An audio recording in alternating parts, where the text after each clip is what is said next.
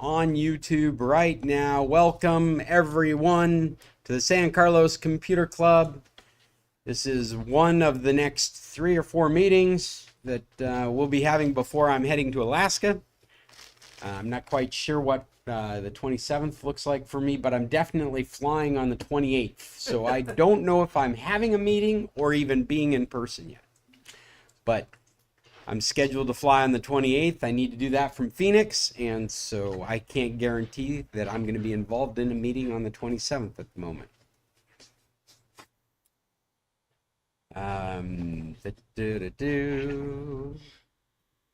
Where's our group? There we go. We've got Chester, Fred, Jim, and Bill online with us. This is the first time in a long time. The majority of people online are actually online. They're not sitting here beside me. And we got a sausage party today. And we've got Jim, TJ, and myself here in person. And Johnny, of course, who just brought me breakfast, which makes him the most awesome guy in the room. In typical club fashion, I passed around a document of possible topics for today's meeting. And if you didn't get that, I'm going to just take a moment and drop that in a link in our meeting so that it's easy for people to hit. Where is the meeting? There's the meeting. Too many windows open on my computer. So that'll be in the chat in just a second. There we go. Oh yeah, please be conscientious of the cable running through. See the screen in, you guys. All right.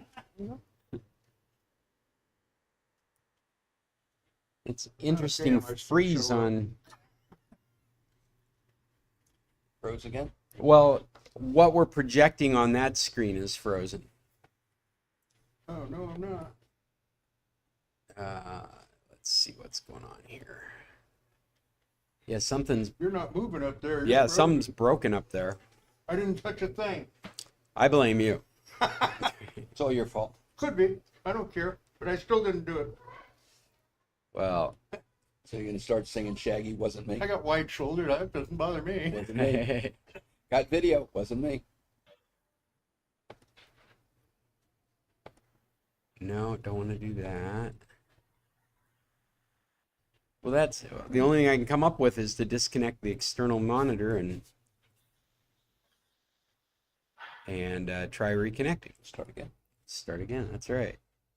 Because there's definitely nothing in this software causing us problems. Let's try it one more time. Sorry, just a technical glitch in-house here. Trying to resolve it right now.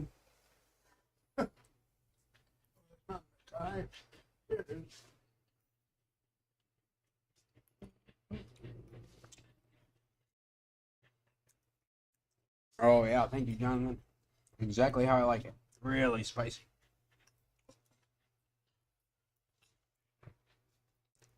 All right, let's try this one more time.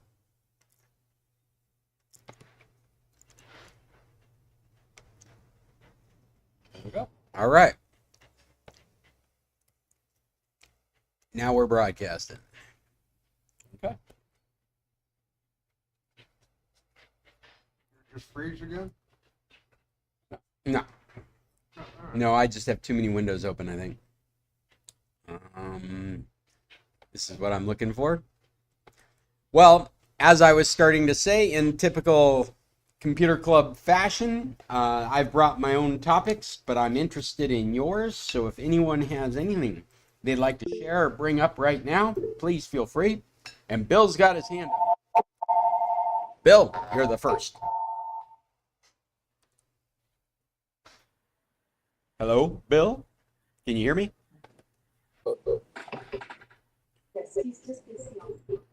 Bill and then Chester. We have a line of hands. Go ahead. Yeah, okay. Is it my turn? Up. Is it my turn? Yeah, it is your turn. Can you hear me okay? Yeah, I can hear you. I get a feedback somewhere. I'm not sure where. Anyway, we have a, what is it? Cheryl, what's your phone? Cheryl. Cheryl, what's your phone? How will you notify me? Canceled? Oh, I'm sorry. Okay, I didn't understand. Okay, so our company is canceled. Okay, hang on, go to Wait, the we next can't hear one. Cheryl at all. She's breaking up real bad. Okay. Hang on, go to the next Your one. internet speed real slow here today? I don't know. Could that be the problem? Could be. It's more choppy than normal. Yeah. Or maybe it's on Bill's end since he's in Canada. He's back in Canada. Well, Chester, you have your hand up. What topic would you like to bring up? Yeah, I had an interesting situation with Quicken, the program Quicken. With what? I've had the program for many, many years. Wow, it is really breaking up bad, isn't it? Yeah.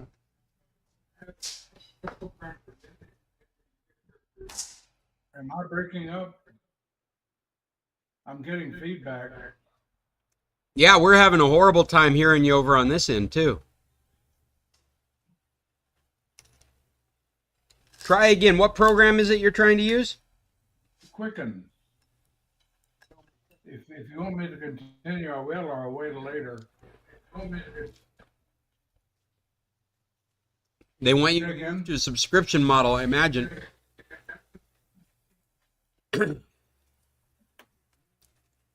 Wow. We are having horrible audio on this end. Hey, Jim, can you try talking to us for a moment? Sorry, Chester. It's just we can't understand what you're saying because it's breaking up so bad. I wanted to just verify it's across to everybody.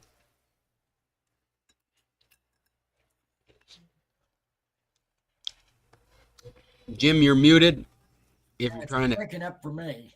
I can hear Chester all right. Wow, Fred, you sound good. Okay, how about now? You're right. Our Any internet better? is sucking right now. Testing, why. 1, 2, 3, 4. Reboot the move. Mm-hmm.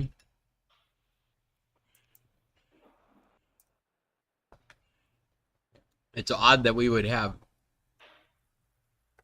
Oh no, look at that. Hey guys, we're going to take a moment and just restart the router to see if we can get some better performance out of it because we've got a really lousy internet connection right now. I'll be right back.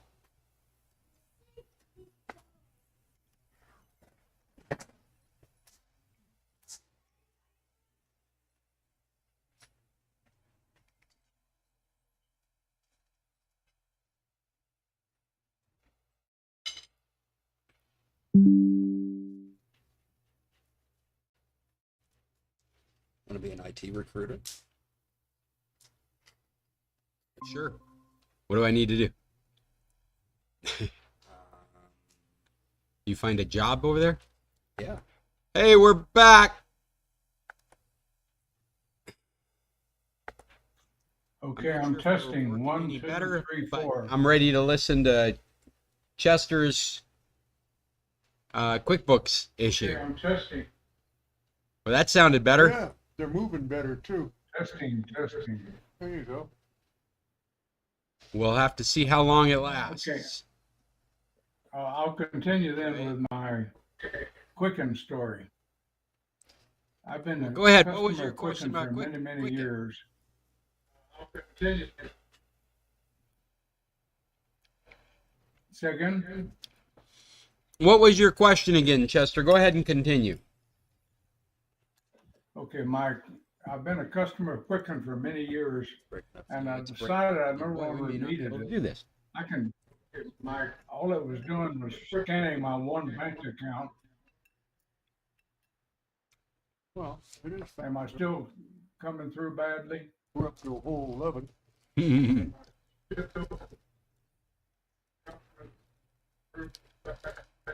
Oh,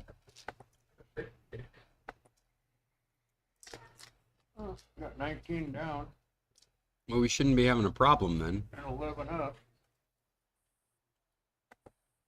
And a 16 ping.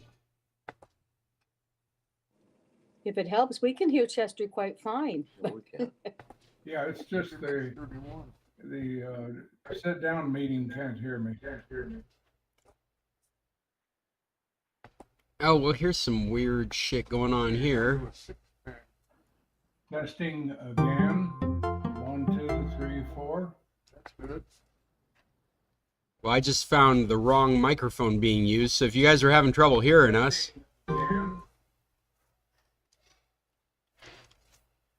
how odd.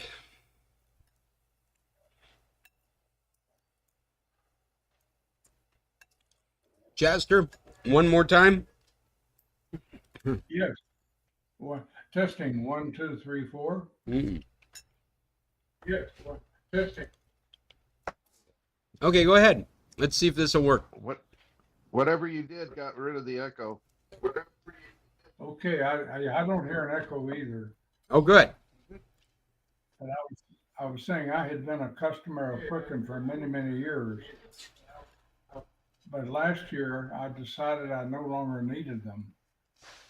And before the renewal date was April 30. I tried to cancel during April, and they would not allow me to cancel. They said I had to do it. We are the following definitely year. having issues on our end. So now it's the following year.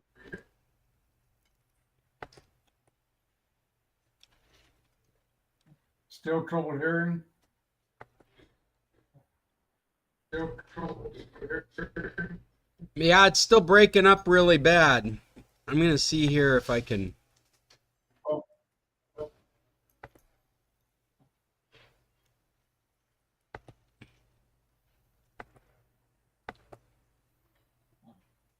I wonder if Bill can get his through. I'm going to dial down the video that we're receiving. Hopefully that might make a difference. I wonder if Bill can get his through. Well, you just came through really nice. We can, What's that, Cheryl? I just heard a repeat of something. we can hear Chester quite fine, and we can hear you now too. There seems to be like a delay or something, a feedback, a couple of seconds after we hear you, we hear it again. Yeah, we're having problems on this end. Yeah, and you're getting delayed Let me feedback. try. You're getting delayed feedback. I'm trying to tell Google to use very low definition video in hopes that it frees up bandwidth for audio. Assuming it's a Google Meet problem. I can hear you just Join our fine. call.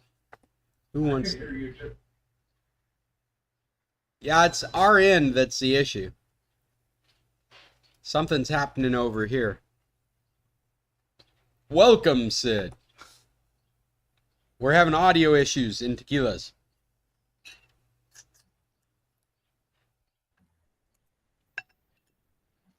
Hey, how's it going?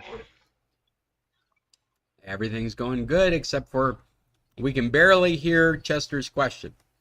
And what I understand so far is he was a Quicken user. It has renewed, but I'm assuming you don't need them anymore. That's correct. Can you understand me now?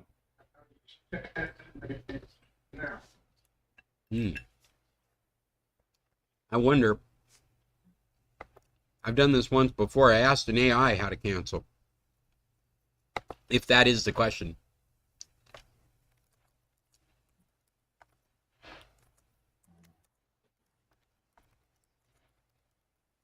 Well, shall I go ahead with those that can hear me?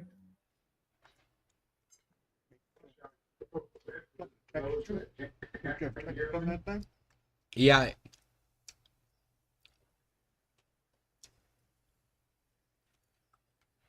You can cancel your renewal by going into my account. They would not allow me. Subscription. They would not allow me to cancel. They would not allow me. So I had to renew for another year. Oh. What? How is that?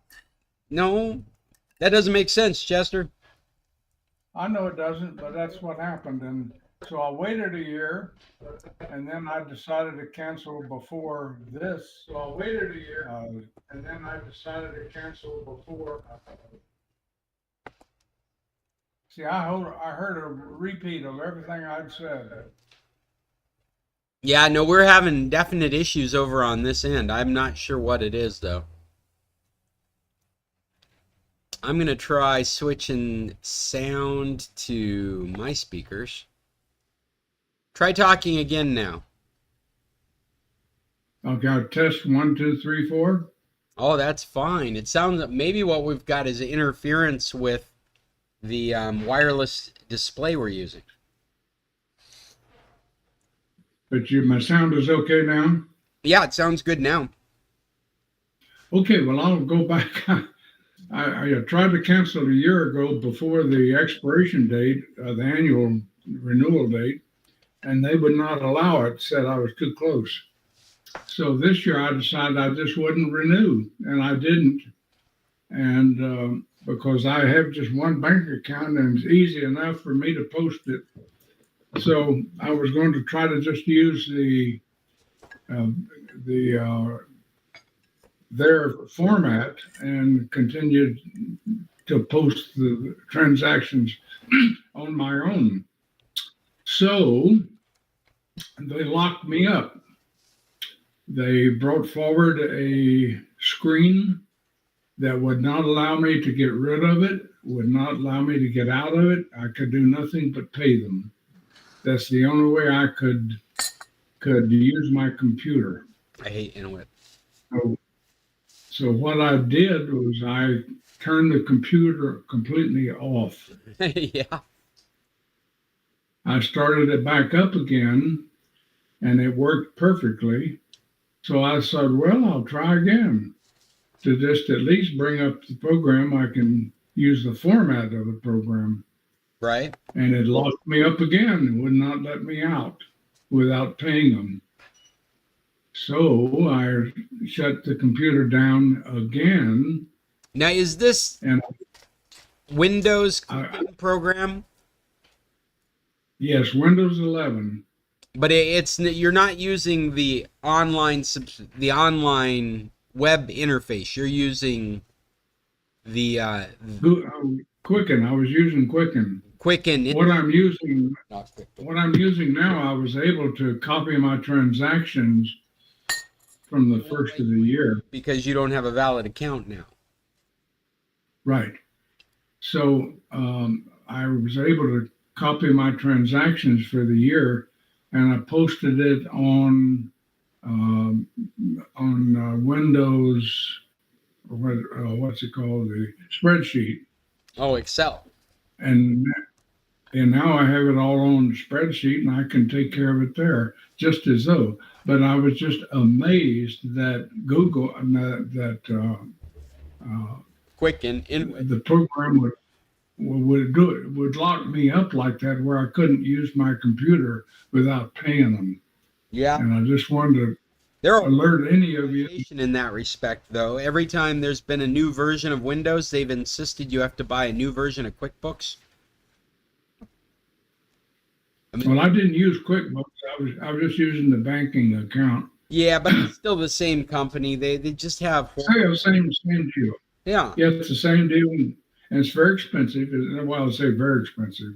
It is expensive enough to where I didn't feel like I needed it, and I don't, and I'll never have it again. They followed that same business model of trying to monetize you. So the price may feel cheaper, but all they really care about is one more person paying a few cents every month for doing whatever they're doing. Sounds familiar. Well, you'll also find they raise the price every year too, considerably. They don't have any competitions for what they do, so yeah, absolutely. No, it's just one more story and a number of disappointing stories about the way big tech has been evolved in our systems. You've heard me about it quite a bit, how everything needs they're nickel and diming us all with microtransactions, that they want to monetize every action you've got. They pull features out so that they can charge you for those features later. It's just fairly disappointing. Does Windows have a banking program? Well, I mean, Windows is an operating system, so they don't have there isn't anything that Microsoft's offering in the operating system that can do banking for you. Okay, I just use the spreadsheet, Yeah. which works The only differently. alternative that I've ever used, I don't have it up and running right now. What was the name of it? Because I used it for a while. Gosh, and for the life of me, I cannot remember the name of it. It's an open source free platform. Felt very similar to QuickBooks back in the day when it was easy. Source Quicken Alternative. That's not it. See what resources they have. Oh, you know, that's a good suggestion TJ just mentioned, is you might check with your bank and see what it's doing as far as labeling your transactions, what it has available to you. No, I'm satisfied with where I am now with the single bank account and using the spreadsheet. It works it works perfectly. Just takes a step or two over what I was paying for Quicken, and I don't have to pay the price that I had to pay Quicken. Not that I'm cheap, but I just no point in wasting money. Right, I don't see any reason to be doing micro transactions for something that doesn't warrant it, because they just continue to collect your money. They just drain your bank account. Yep. I think this is the program that I have used in the past that I've been happy with. GNU Cash. It's open source. Has it been updated recently? It doesn't look like it's been updated recently. Say that again. I've got it on the screen now. GNU Cash is the one that I've used before. Free accounting software. Double entry accounting, stock, bond, mutual funds. I remember being able to get bank transactions in it, but it was a little cryptic how to do it. I'm sorry, but I can't read it. Oh, now I see it. Yeah, gnucash.org. Here, I'll drop that link. Copy in our chat as well as on our document. So it's out there. I did find it very helpful, but it will not hold your hand and guide you through it. You need to have I mean, if you've used QuickBooks or Quicken, it's intuitively the same thing. It doesn't have the same graphics, but it's accomplishing the same tasks, and so you look for the same kinds of language. Okay, well, thank you. Yeah. And there may be a number of other ones out there. This is just the one that I've been familiar with and I had some experience with. Now, why can't I find our document? There's our document.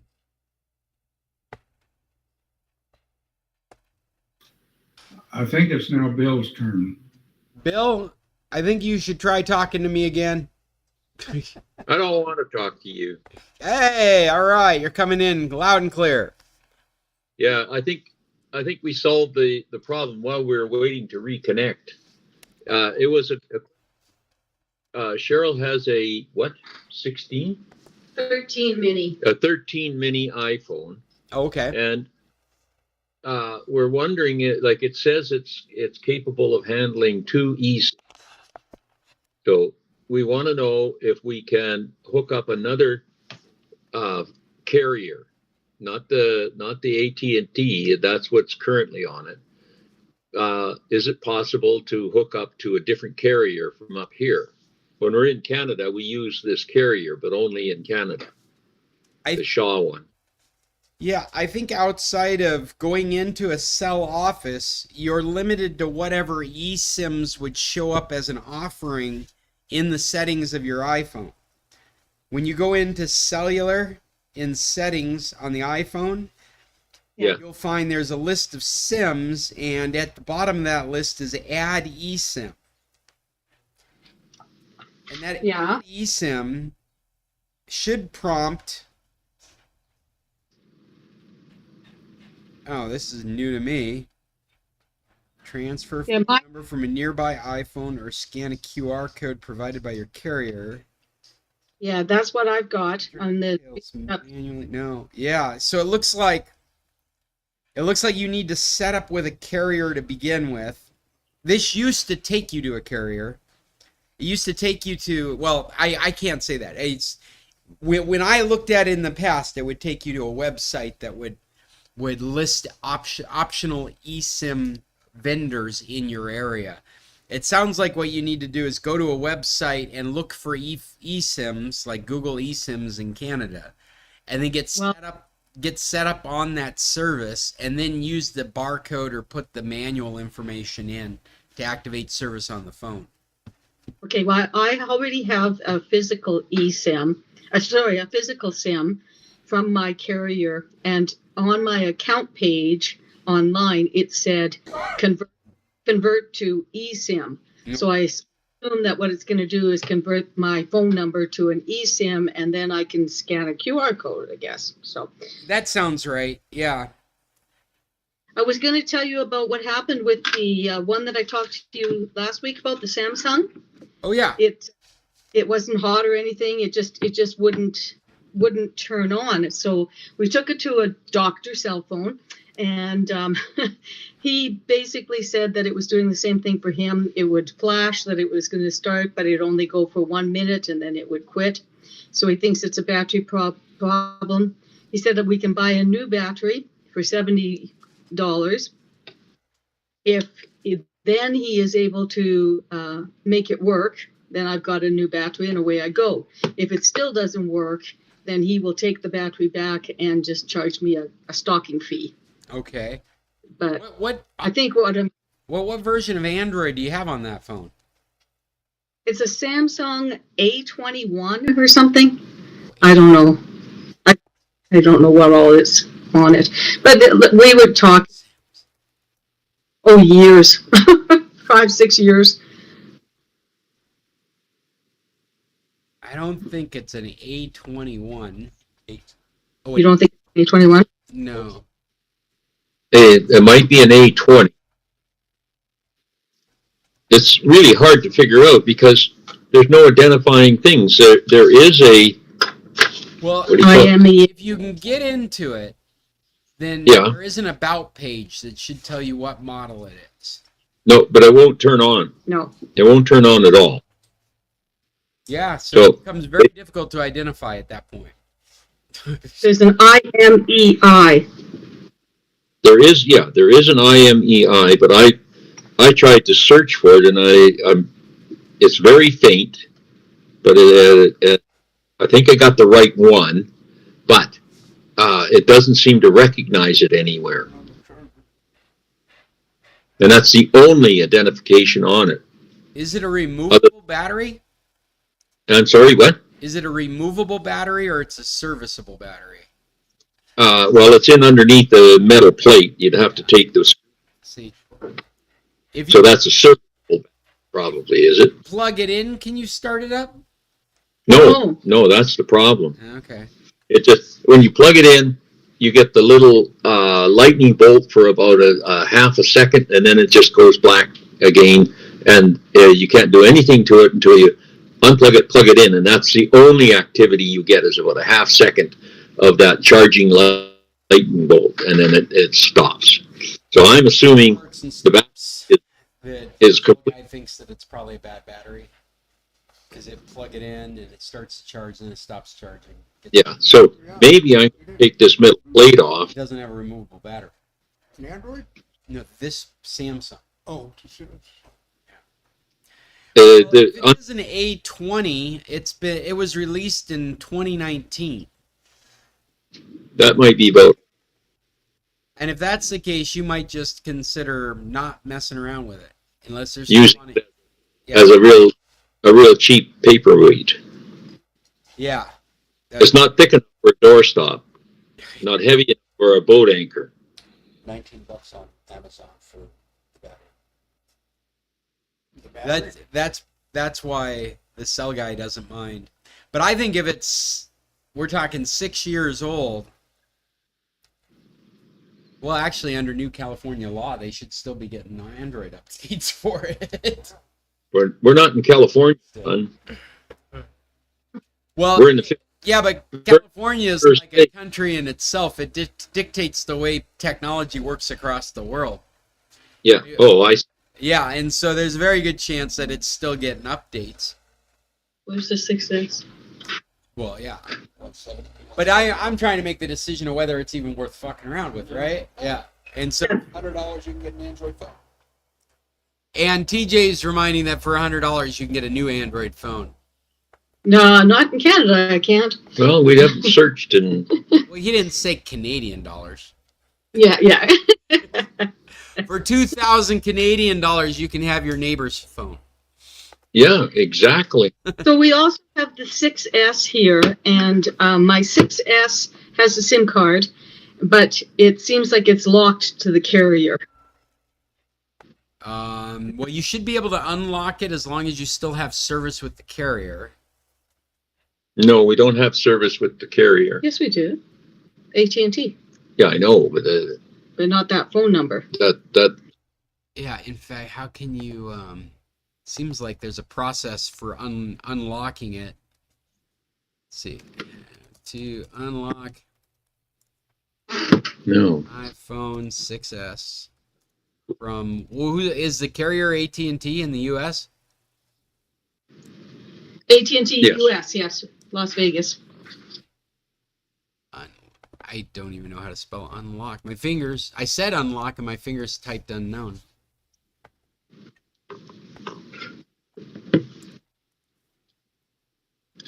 Worried about AIs hallucinating. My fingers are doing it for me. Okay, yeah. So there is, AT&T has got a page for unlocking. That's not it though. That link is a bad link. Unlock an AT&T device unlock. Why didn't this just take me right to device? For some reason it has decided to send me to the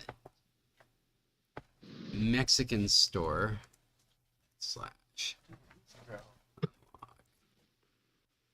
not spell it right. Let's try the device unlock.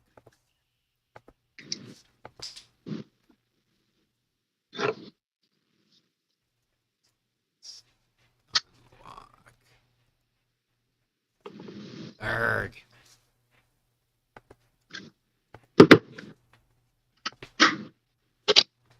Must submit a request to unlock your AT&T phone or tablet. If your device meets the eligible requirements, your request will be approved. Once your request is approved, you'll get an email or text message with instructions how to unlock your device. And I can't get the instructions up because it keeps sending me to the Mexican site. Let me try a VPN.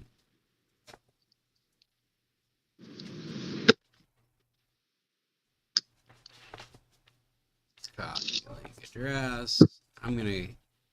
Oh, do I have a copy of a VPN on here? I don't think I do. I was gonna use Opera, but I don't have Opera installed on this computer.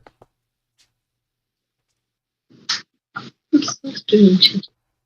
What has that phone number on there?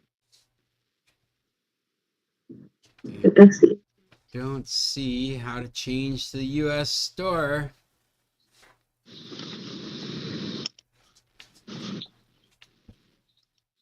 They have not created.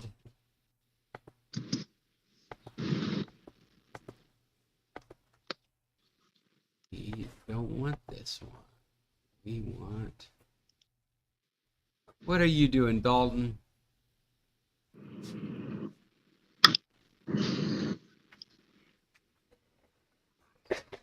Ooh. I hear cables under the table moving. Dalton the dog. Dalton's the dog. The dog.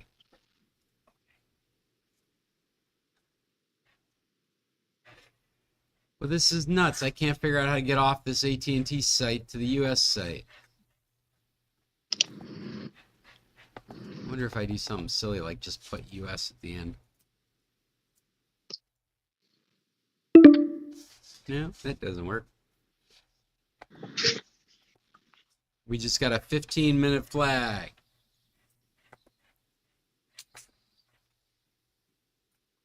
Well, what I can tell you from my past experience is you can approach AT&T and you can ask them to unlock your phone. There is a list of criteria that make it okay to unlock the phone, and they will make sure you satisfy that list and send you the information on how to unlock it. Yeah, I got it here. Okay. But you've got to Next do it through the carrier.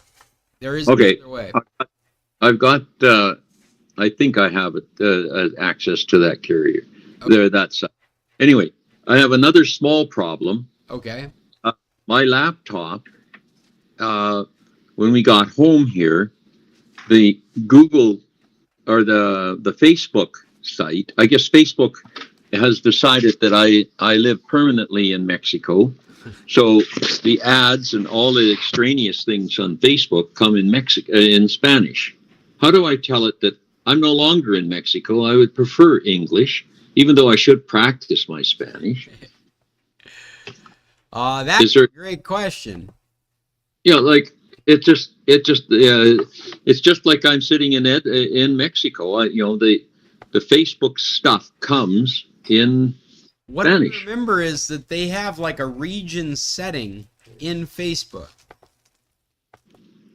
Okay, it would be under settings probably, eh? I would guess that. I really can't remember how that works. But another opportunity for a Gemini chat message. Let's see what Gemini tells us. How to change Location is geolocation in my Facebook account.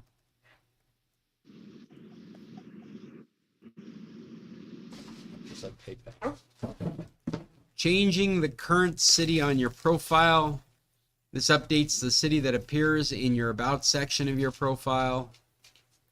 okay. It would be under About on my profile.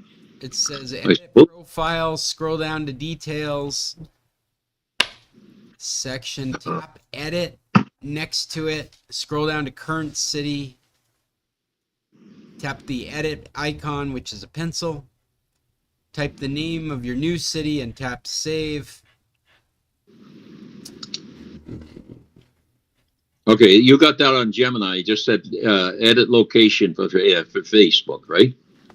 Yeah, the question I asked Gemini is how to change my geolocation in my Facebook account.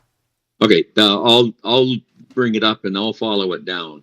Yeah, it's got information for doing it in the app and information for doing it on the website. Okay. I'll find it. Profile and tagging settings.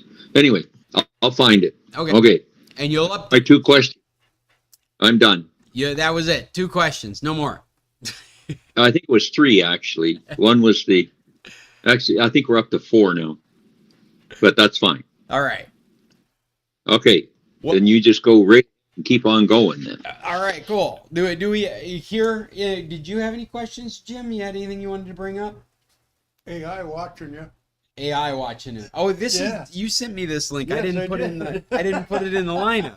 Damn it! I forgot to put it in the lineup. Go ahead, Jim. Tell us about this. AI is now watching or actually reading all your WhatsApp and Signal messages, and it's going to just get worse and worse. It's in the Forbes website, Forbes.com, if you're interested in reading it. Scott may post it on the site, because I sent it to him. Yeah, I'm sorry I don't have it right in front of me. And my computer's too old, because it doesn't have the TPM version 2 in it. Well, I think if I remember right, the reason you bring that up is because this is computers these are Windows computers. Yes. That are using that Windows AI. Yeah, but what's it called? They call that thing Copilot? Well, Copilot is the AI, but they've got the thing where it's always remembering. It's remembering your screenshots, and it's keeping it in a secure enclave. And the idea is that only you and your computer can get access to it. Not anymore. But the problem is that when the AI Copilot runs in your computer, so it has access to it. Like you've already authorized it. And the Not AI, running in mine. well, if you don't have a Copilot, I haven't installed it. yeah. What is the name of that? The Windows Memory Screen Reader. What the heck is it called?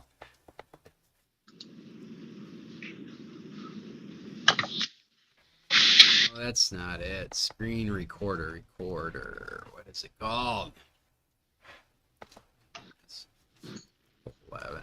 Well, while you're doing that, I got one more thing that if you're looking for a new VPN, Surfshark, and you live down here, Surfshark does work with the Roku channel.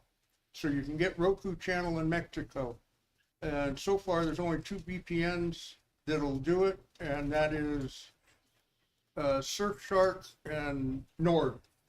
Oh, good to know. Okay, VPNs for Roku The only channel. ones that work. Look at that. I'm typing in the wrong spot. Here. You probably should post that for next week. Roku channel. Yeah. Well, I'll leave it in the document for next week too. VPNs for Roku channel, Surfshark, and Nord. And Nord, Thank you, Jim. both the same owners. Surfshark is a lot cheaper and just as secure. Why do I need Copilot? You don't. I'll get rid of it then. Well, Copilot is the AI that is being included with the Windows operating system. What do I need it for? Yeah, it's a good question. I mean, to give you an example of how things like that can be used, in this meeting alone, I've referred to an AI twice to answer questions that I didn't have at the tip of my tongue.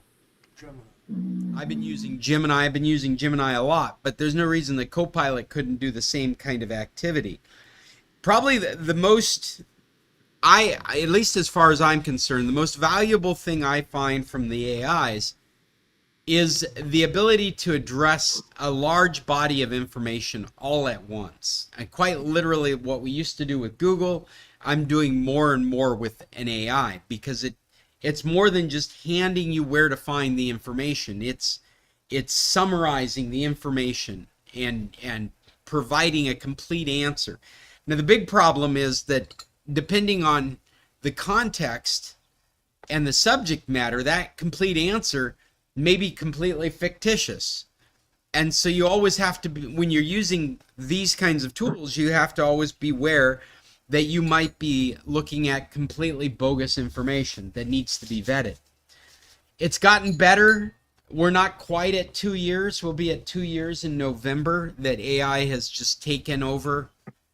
But it is amazing, this technological development that's happened. I'm looking at writing programs that use prompts to the AI to bring dynamic information into the program. Others are doing things called vibe programming, where they're concentrating their experience as a software engineer into describing the perfect prompts so that the AI is creating the code and the programmer is not.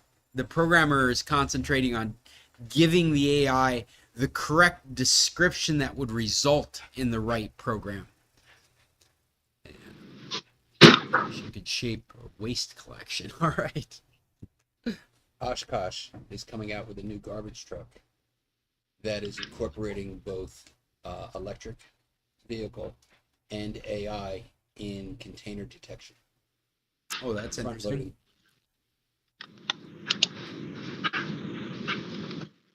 So you could have your next trash truck, garbage truck, being totally AI operated. Yeah, I think what we're finding with AI is the methodology, which has been around forever, is sound. The problem is the context and the guardrails that need to be put around the context. I think that's why it's proven to be so effective to help like software engineers. For example, I want to sort 100,000 records. That sort has been a logarithm since before I was born. They figured out how to make the most efficient sort. And when I was in programming classes, they would teach you those sorts. And as a software engineer, you would forget how to write those sorts. And so you'd go to books, and then later you would go to web pages, and you go to discussion groups to rediscover that lost information simply because you don't have it in your memory.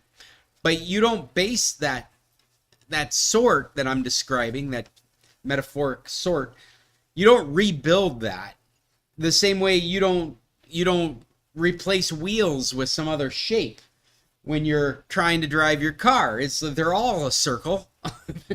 That's never going to change. And so when you're using an AI, I really think of it as a encyclopedia I can ask questions to.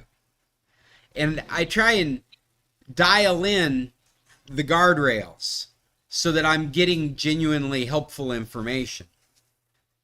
And as these products mature, they're getting better at that as well. You'll see that in things like Photoshop. As they progress with their AI, it will become more and more available for the projects you're doing with tools that will help you keep it on track. I haven't used any of the Premiere video AI programs to generate characters, but we're watching on the internet as these AI generated medias become more and more sophisticated, more and more controllable, more and more repeatable. And that has less to do with the AI as it has to do with the the metaphorical guardrails I keep referring to. The sophistication comes from the ability to rein in that black box that is the AI. It's negligible, some of these changes we've seen. We've seen different versions of Chat GPT come out, different versions of Copilot, different versions of Gemini, but we haven't seen a big variation in output. The big variation tends to be in its accuracy across those models. And I think one of the biggest things, at least I use Gemini the most frequently, and I think one of the biggest things that's been helpful with their latest versions is having footnotes on the thinking that's going on in the background. So it's contextually telling you what it's trying to do. When you ask it a question, it creates a list or a table of the logic it's going to perform that you can vet yourself and look and see maybe that's where it tripped up. When I asked it to do blah, blah, blah, that's where it got its logic messed up in this plan that it outlined. Those are the real improvements I've seen recently. And I mean, that's, I make that statement from like peering inside the box because I think we're all seeing improvements in these AIs. I just think that's the reason we're seeing them. I'm going to open up the next meeting. I see that we're under a minute, so you guys are going to disappear. I'm going to start up the next meeting here so you can move over to it. Wheels don't have to be round. They don't have to be. No, I'm being serious. There's a company that was on Shark Tank called Shark Wheel Yeah. that invented a non-circular wheel for skateboards and stuff.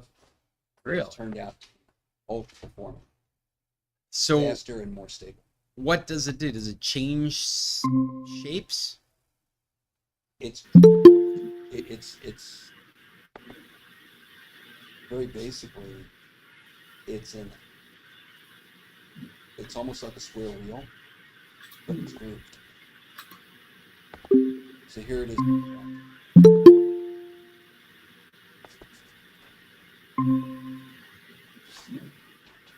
So it's Okay. curved. Okay. Besides being square. All right. But it's still round. No. It's still, it's still rotating, right? Yes, it Yeah. still rotates, but it's not circular. It has flat edges to it. Okay. We've almost got everyone into this call. Wow, I didn't realize we had so many people online. Look at that. Look at that. You're popular. I guess so. You're famous. Internet famous. Oh, you got the roof one taken care of. There we go. Okay. Oh, that's double. Yeah, no, for some reason today we're having an audio problem getting it to that screen over there. It's enough to make me want to bring the cable back and plug it in. But I love the convenience of just wireless putting it up there. Well, it looks like everybody's back. We were talking about AI. Chester, I don't know if anything I've said you find intriguing. But, Well, let me ask you a question. yeah. Let's say, for example, I was discussing with you where I put all my bank transactions on the spreadsheet. At the end of the year, could I get the AI to take that spreadsheet and sort it by one of the categories? I believe you could. What's that? I am on, but it's in my earphones. I know that Copilot, if you're using the Microsoft Office package, they've put Copilot alongside the application. In each, Yeah, I have the package. Yeah, so in Excel, you should find a Copilot option. Oh, okay. And I would imagine you can open that up. I haven't done this myself with what you're describing, though. It sounds like you could be looking at a spreadsheet and asking Copilot questions that you might ask your accountant. Like, what do these numbers trend towards? Where do I see possible budget cuts or improvements? Or No, I would just want to sort all the transactions according to one criteria. well, I bet you could do that. I bet that. I mean, I wouldn't be surprised. When I've ginned up the data in the and again, my experiences with Gemini. But when I put the data together, put a table together in Gemini, then I've been able to do stuff like that. And because Copilot is a part of the Office suite, I would expect you to be able to hit a Copilot button next to your spreadsheet and ask it, can you sort my spreadsheet by Column number 6. By column number 6. And what it might do, at the very least, I would expect it to create a new spreadsheet based on that query that you could. Well, that's exactly what I would want.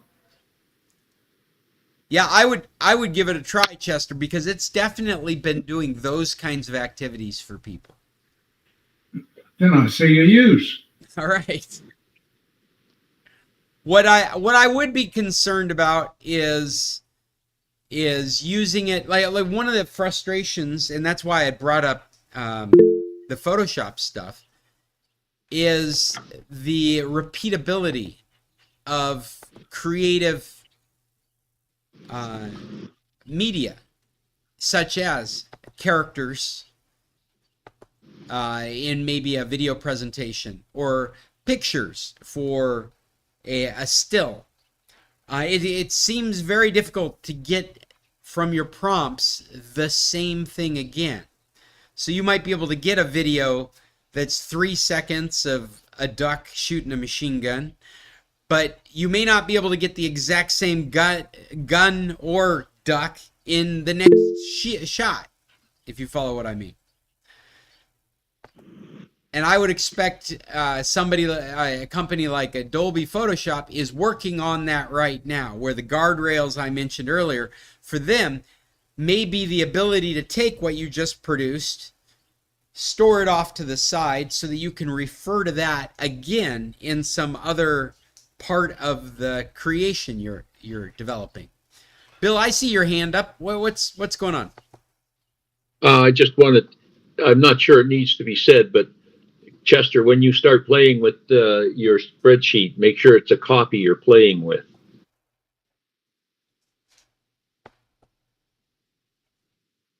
That's good advice, and I will try to remember that. You know, well, because I've seen it way too many times where somebody got playing with one of them and had got it so screwed up you couldn't recover it. You know, Play with a copy. Yeah, that's good advice. Thank you. that's always good advice.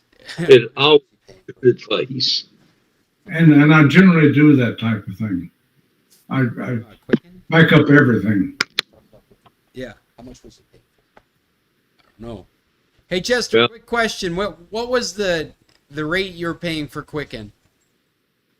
I've forgotten. I'm sorry. They had raised it considerably, but I've forgotten what it was. Okay. $130.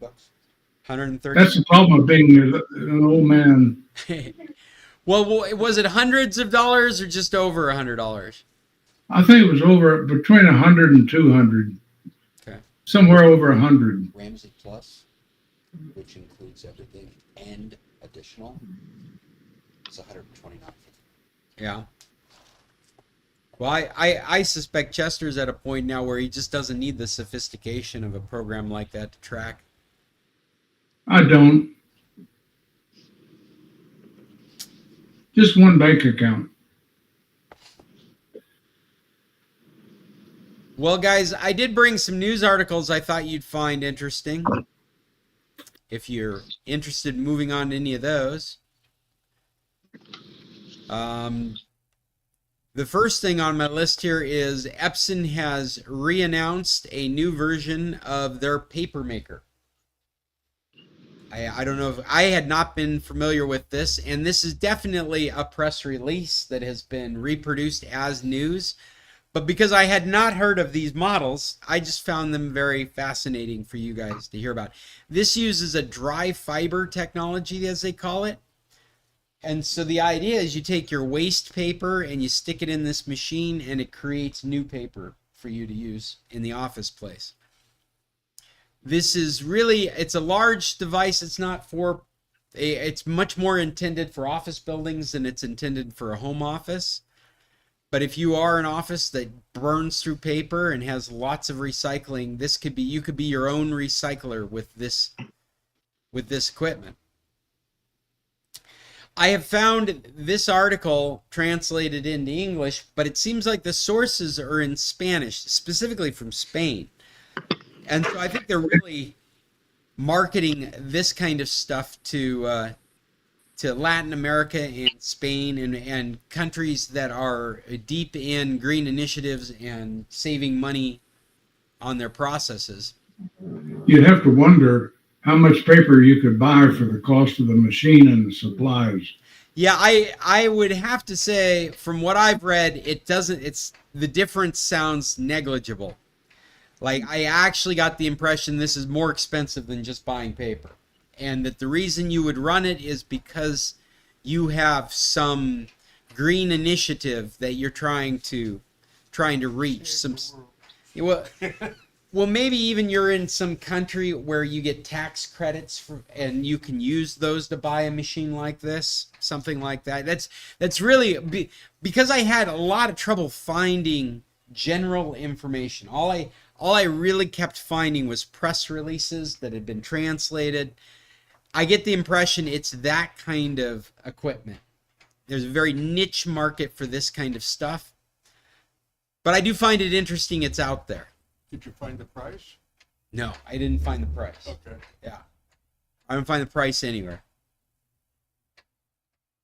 But if you look at it's a huge device. So I would imagine thousands and thousands of dollars for such a device. And they market it as though, like, I'm thinking like big law firms, things of that nature, organizations that generate just boxes and boxes of paper regularly. I once worked in a paper mill, and I know what it takes to make paper. And those are multi-million-dollar machines called Fortnier machines. And I can't imagine that this does the same thing. Well, and you would be, I think you'd be really surprised because of its dry fiber technology. It's not wet. yeah, it's not mixing it up. It's not churning it up with water and reprint. I mean, I really don't understand what's going on. The only thing I can imagine, maybe the ink's falling off of the paper. They've come up with some way to treat the ink so it falls off the paper. I really don't know. There was another one down below that I thought was interesting. Another comment, news comment. You're talking about on the same page I'm looking at? Yeah. I just can't read it from here. There's a Rolls-Royce manufacturing, bye-bye range, anxiety, Ford, Mustang, Roadster. Or are you talking about on my document? Yes. Oh, on my document. Well, I got a couple other things here. All of them I thought were really interesting and don't require a lot of attention. Like the Windows Remote Desktop Protocol. If you're not familiar with this, this is what allows you to log into Windows computers across the internet. It's been around forever. Been around since Windows NT, if you remember that operating system. But what they've discovered since 2023 is that it's holding on to old passwords. And the news isn't really that it's broken. The news is really that Microsoft won't fix it. Well, and they won't fix it because they're afraid of disrupting the infrastructure as it stands. There are too many things reliant on it. This is really that old double-edged sword of Microsoft, where they're backwards compatible and forwards compatible. So even though they want to add new things such as higher security, they have to continue to be compatible with old things because they're in production environments that make the world go. And they are scared to make changes to this particular security issue. It's one where old passwords can remain cached. They can't be read by anything but the protocol. But what it means is that a computer, even a new computer, could get access to an old server using an old password that was supposed to have been changed or had been changed, simply because the protocol continues to hold on to the old cached password hash. So it is ripe for being exploited, specifically in a business environment. It is good grounds for looking for an ulterior solution to remote administration.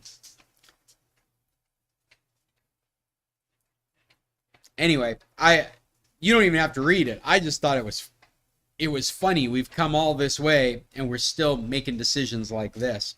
They can't fix it because it's going to break everything. So it'll continue to be insecure.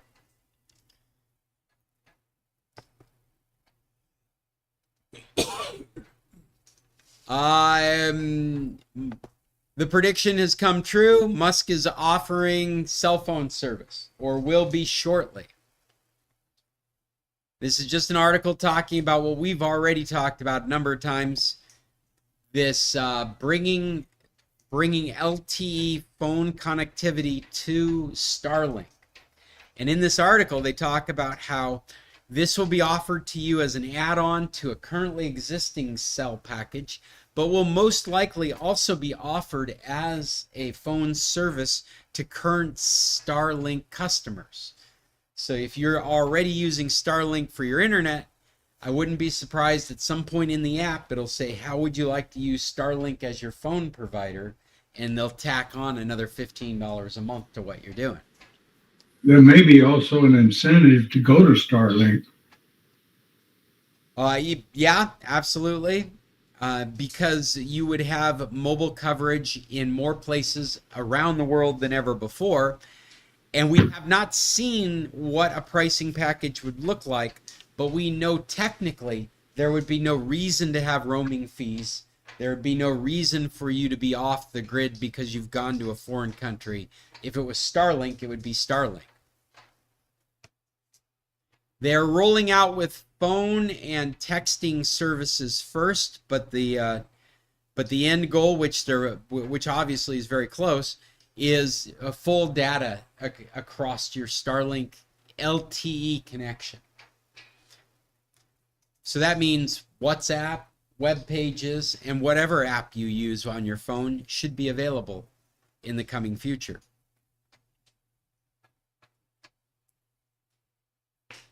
The other thing from this, I mean, besides worldwide coverage instantaneously being able to be had, is that LTE is an old standard. And so unlike how we would expect Apple to approach something like this, where you can only get it in iPhone 17, by releasing this, they have all of a sudden made this service available to millions of phones that are already in the market. There's no need to buy any new equipment to take advantage of this kind of phone service because it's LTE. I'm still looking up at this screen, but this screen is frozen on us again, hasn't it? Yeah.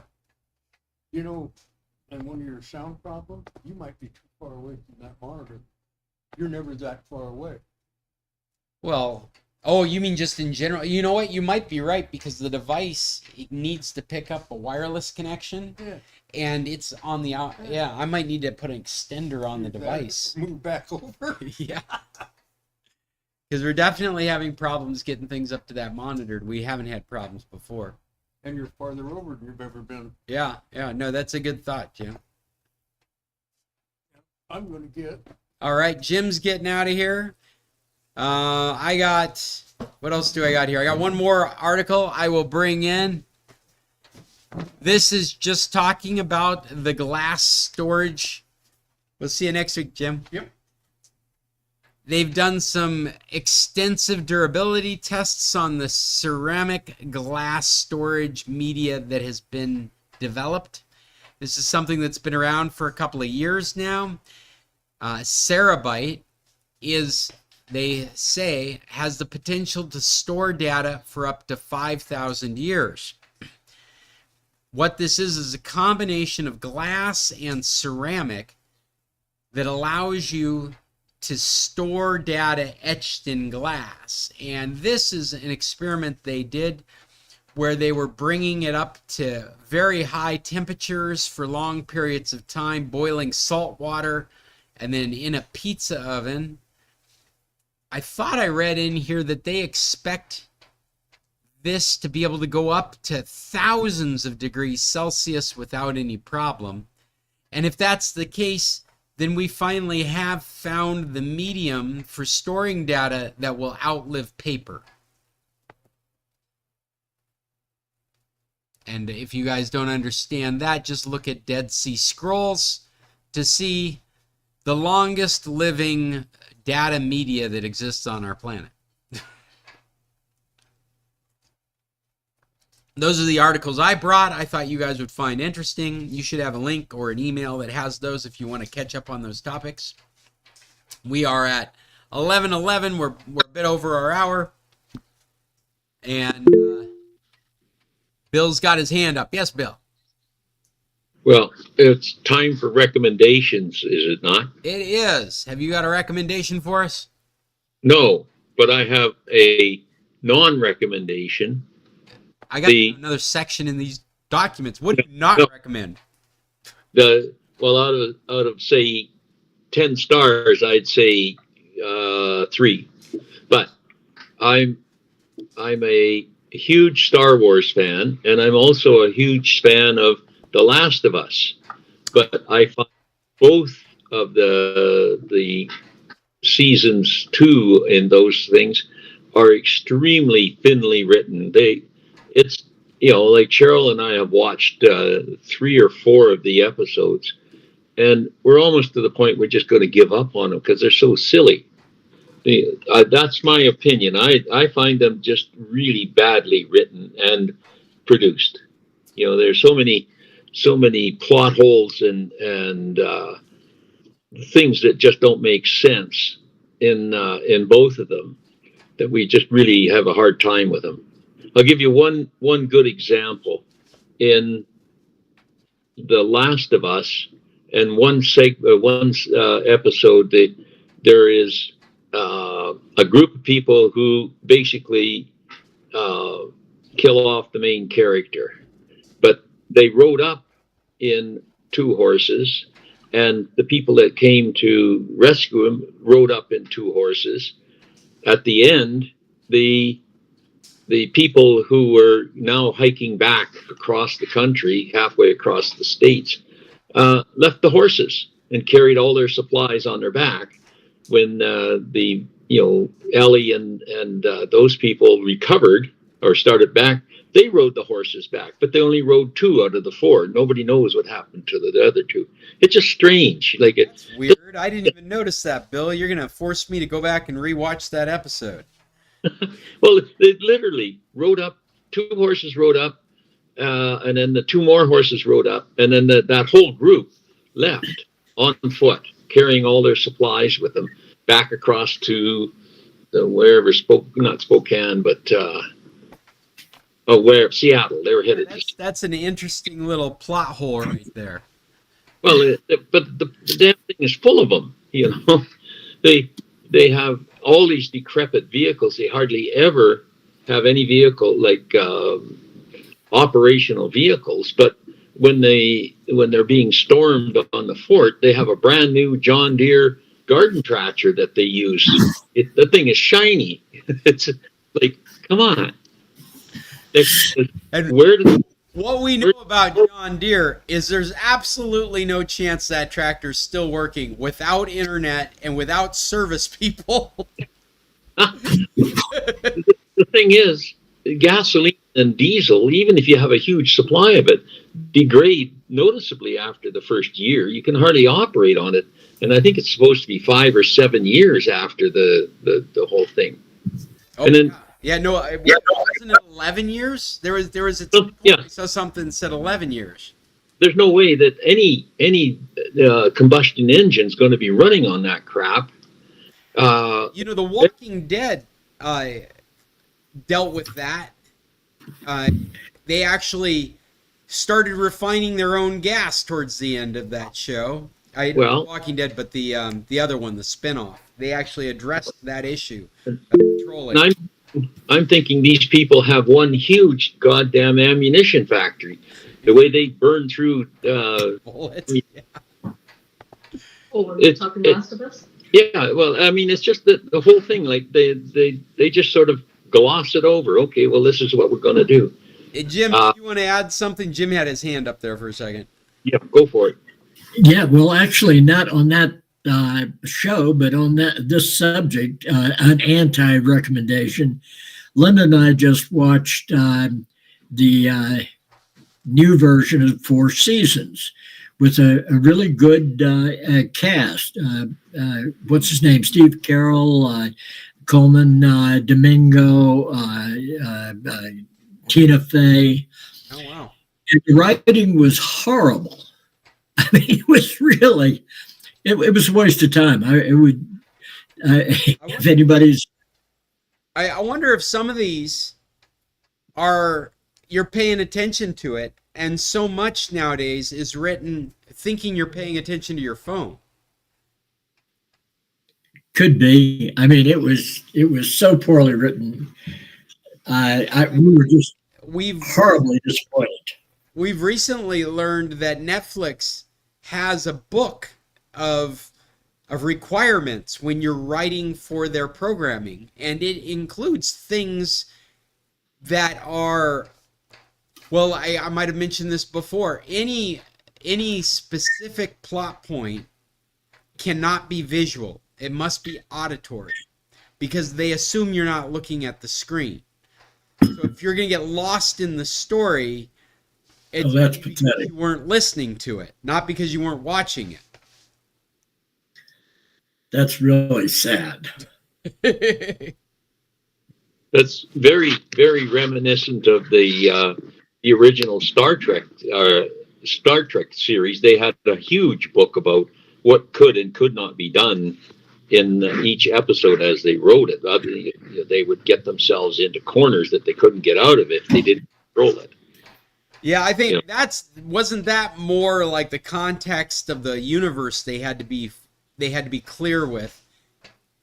Well, yeah, like you could not come up with another form of transportation or teleportation down on the planet. You had to use the stuff they had. You could not change the things.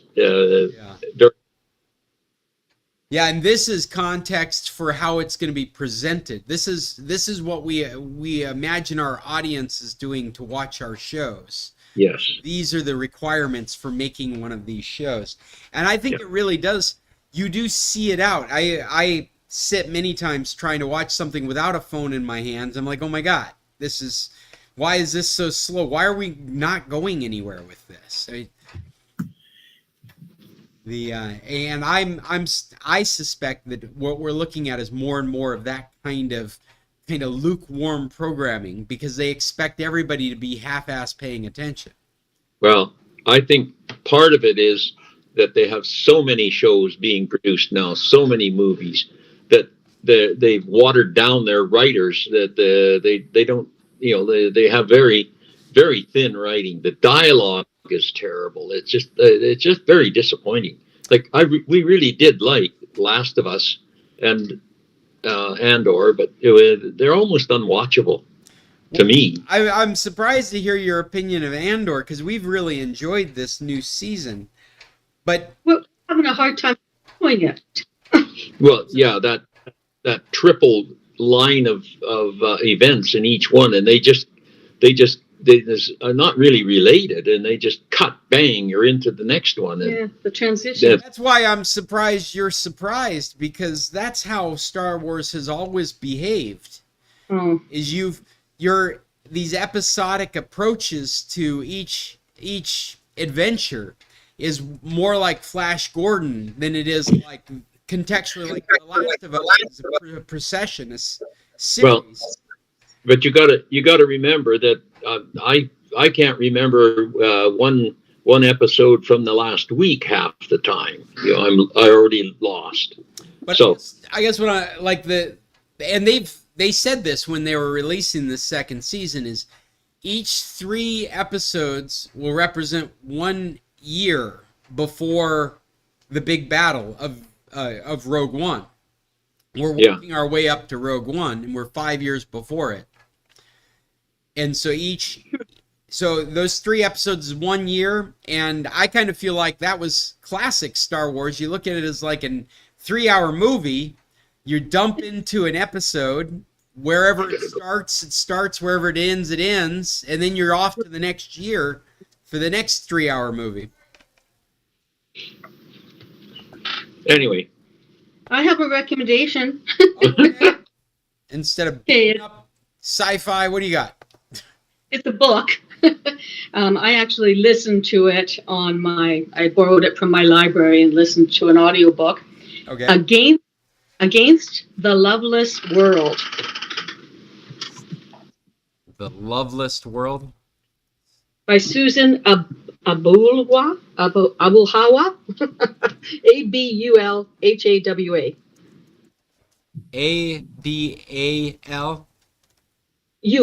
ABU. UL. HAWA. Susan Abulhawa. Against the Loveless World. Okay. Okay, it's a Palestinian woman, a story of... Oh, you're on the list now. Good luck across the U.S. border now, Cheryl. Anyways, it's a really good story. It tells me a lot about things that I didn't know about. Palestinian, it starts with a woman in solitary confinement, and it goes back and tells her story from her point of view, how things happened to her as a young Palestinian woman, fighting for a better life for her and her family, and the awful people that she encounters. It was really well done, and I quite enjoyed it. Recommend it highly. That's excellent. Get it now. It's the next book to be banned by the United States. It's still available online to be listened to or read. Yeah. Any other recommendations before we start calling this meeting to an end? I'm sitting here by myself. The other two have already left. TJ and Jim are out of here.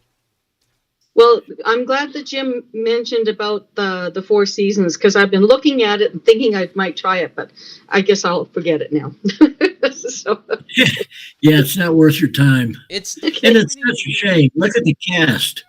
Yeah, what a great Yeah. cast. And a classic movie. Oh, yeah.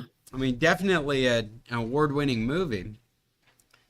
And Alan Alda has a brief cameo in the first episode, Oh, that's just kind of a walk-off.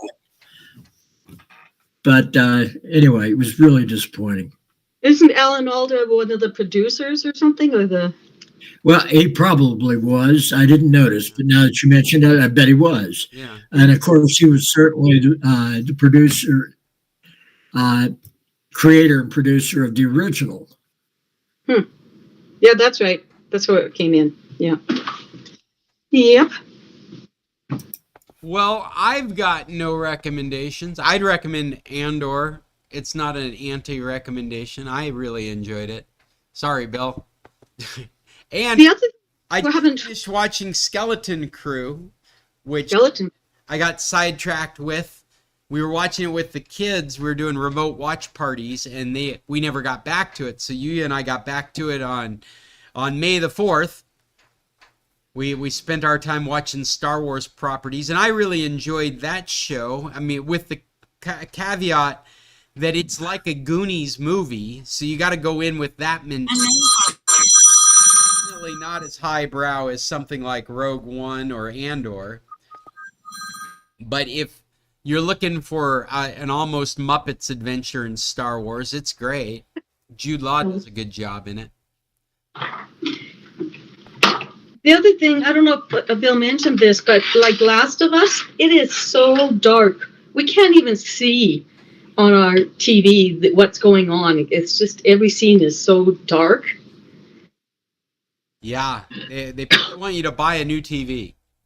Oh, this is a relatively new TV. One more comment for Last of Us, and then I'll leave it alone. Okay. The antagonists have changed. The mushroom people have almost virtually disappeared. They only use them when they need a swarm to attack somebody. But the antagonists now are humans. They've changed the focus from their original concept. The zombie type things. Yeah, like they used to, and I think it's because the CGI costs too much money. There's one or two times where you actually see a detailed infected person. It's that last episode or the one we last watched was the where they killed who is it? Joel. They killed Joel. When they attacked the village or the city, they're basically humans running around with a mask on, and there's all these fight scenes.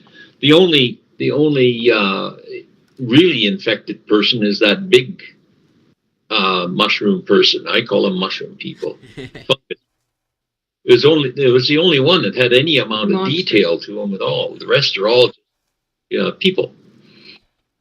Anyway, that's it. I'm done. All right. Well, I got nothing else. Oh, but I am gonna go see the Thunderbolts tonight, so I'll have a review of that for next week. Oh, by the way, no, I'll get a hold of you after. It's a different matter altogether. Okay. All right, well, guys, as always, it's wonderful talking to you every Tuesday at 10 here from Tequilas. We've got 2 or 3 more meetings. I'm not sure what's happening on the 27th, as I mentioned in the email. I'm traveling on the 28th, so I'm not sure if I'm going to be available for a meeting either in person or online on the 27th. But we will continue these meetings until then, and so I'll talk to you next Tuesday. Yeah. Until then, Okay. back on. Okay, guys. See you, Jimmy. Take care. See you, Bill. ABT. Have a good one. Take care. Adios. See you, Fred. Bye-bye. Well, that's it. We did it again. That was our meeting. Here I sit alone by myself. I have to pay for my breakfast. Until next Tuesday, everyone out there, tack on. Oh, and if you have a need for computer solutions out there on the internet, get a hold of me, Scott at internationalcs.net. Adios.